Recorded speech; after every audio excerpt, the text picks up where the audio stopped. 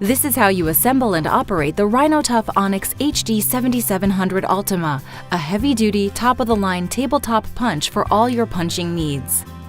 You'll find all the parts of assembly that you'll need in the chip tray: the oil for die lubrication, 2 handles to lock and unlock the die, a power cord, a palm switch, and the foot pedal.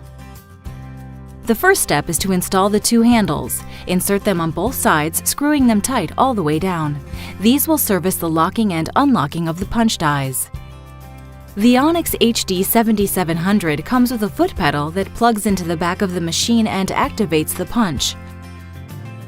Also included with this machine is the palm switch, which is an alternate way of activating the punch. It plugs into the same place on the back of the machine and is controlled either by finger or by palm. For the Onyx HD7700, the dies go in on the right-hand side. Slide a selected die all the way in the opening until the black part is flush with the machine, and then lock both handles on the right and the left. Note that if you turn on the unit and you forgot to lock the die, you will find an indicator light lit. Lock the die and the light will go off, and then you're ready to go. Now let's see it in action. First, you will need to set the margin stop according to your project's needs. Lift the margin stop and position it to the correct size paper and die configuration that you are using. Twist the dial on the left side of the machine to fine-tune the margin stop to get it exactly on the line that you need. Next, you'll run a test paper. Slide the paper into the throat of the machine all the way over to the left and press down on the palm switch or the foot pedal. Fold the paper in half aligned by its corners and see if all the holes line up. This will show you if the punch is centered and whether or not there are any missed-punched or half-punched holes. We have one in this case, and thus we will remove the pin we don't need. Unlock the die using the handles on both sides of the machine and pull the die out.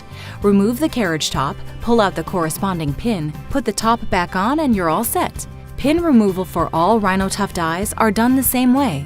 Now slide the die back into the machine and lock both handles on the left and right-hand side. Let's make a second test punch to see how we're doing. This one looks perfect. Now you can begin your job.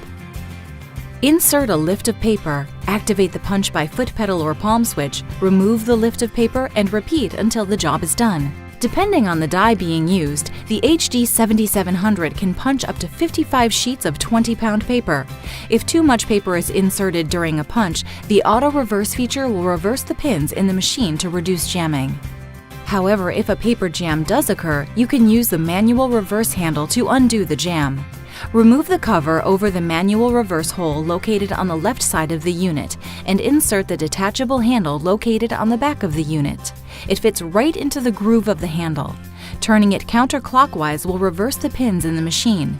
If you need to, you can peer down just to the left of the margin stop and see the pins clear before you remove your paper.